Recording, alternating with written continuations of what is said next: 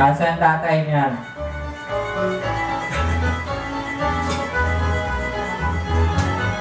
Okay, tingnan natin sa best notebook sa elementary department, si David Johan Tabanao.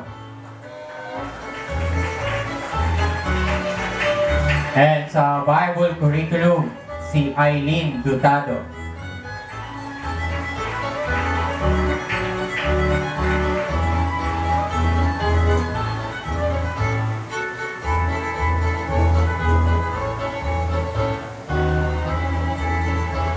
Okay, so tingnan naman natin sa goal setting award from elementary department. No, goal setting, ibig sabihin, they know how to set their goals. Si David Johan Tabanao, and then si Timothy John V. Vallejo.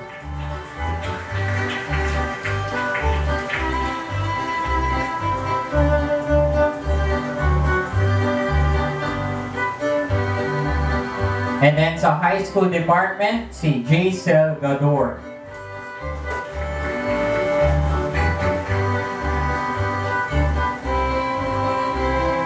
So yung isa ay goal setting award, ito naman ay goal achiever award. Yung isa yung goal setting, he knows well how to make his or her goal. Now ito naman goal achiever, he makes sure na he is able or she is able to complete or make up to that goal. So walang iba kundi si Timothy John Vallejo.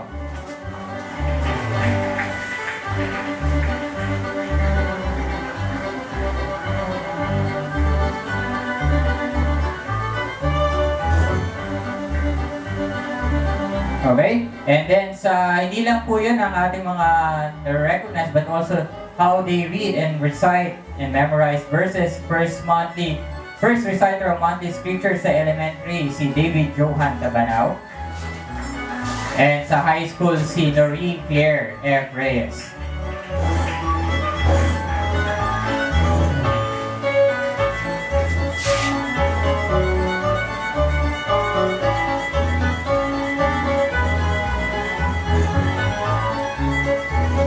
Okay, so isabay na rin natin ang academic awards, no, in Learning Center and the academic award. Sa most number of 100s. No, ito yung may maraming 100 sa elementary, si David Johan Tabanao.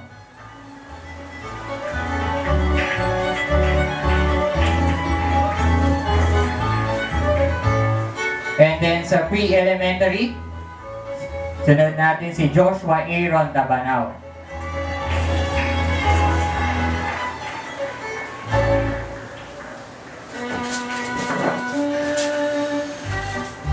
Sama na rin natin si Joshua John for perfect score in social studies.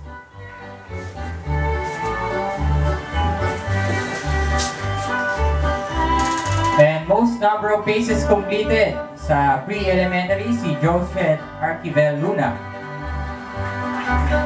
And then si John Kane Lianto.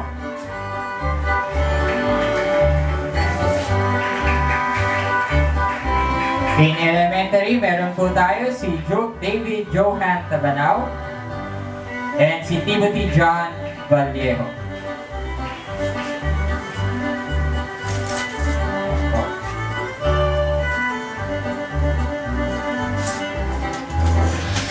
And in excellence in casework, okay, sa elementary department, sa pre-elementary department, tawagin muna natin si Christine Loresco.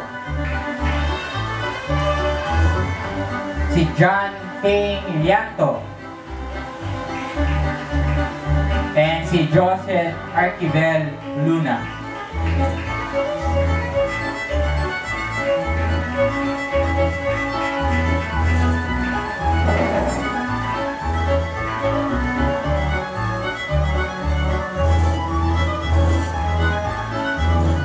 Okay, dagdag pa po natin. From pre-elementary, si Joshua Aaron Tabanao. Then, let's move on elementary. Francisco Joshua Cangao.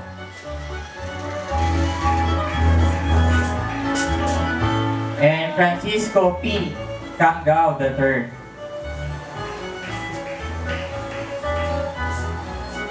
And last but not the least, David Johan Tabanao. So sila po ang mga nag-receive ng learning, may academic awards pa per subjects. Okay? Sa high school, best in TLE. Walang iba kundi si Kisel Lois Vallejo.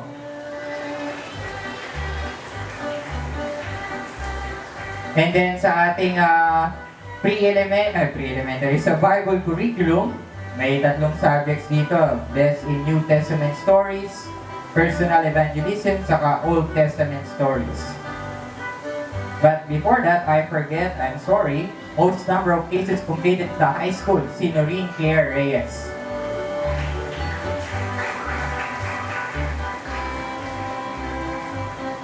Alright. So, sa Bible curriculum, tawagin po natin, best in New Testament stories.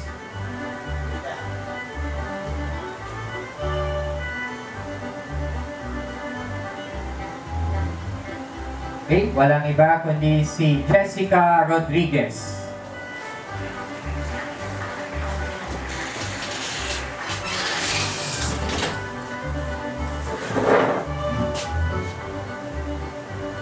Yan si Tatay Rolly.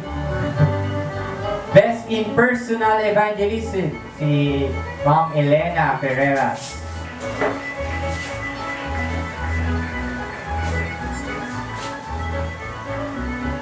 And best in Old Testament stories, si Darly Cervantes. Okay po. Wala ba akong nakalimutan?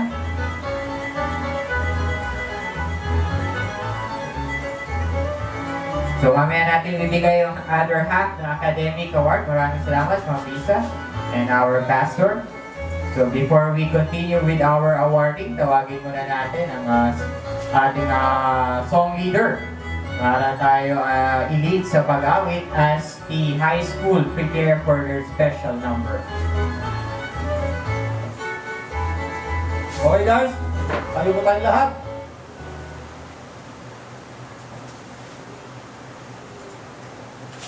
Okay, ang awitin natin ay I am redeemed. Kayo magsisimula. First 2 rows, I am redeemed. Then you follow, I am redeemed. By the blood of the Lamb, by the blood of the Lamb, I am redeemed, I am ready. Ready? Play. I am redeemed. By the blood of the Lamb, I am redeemed.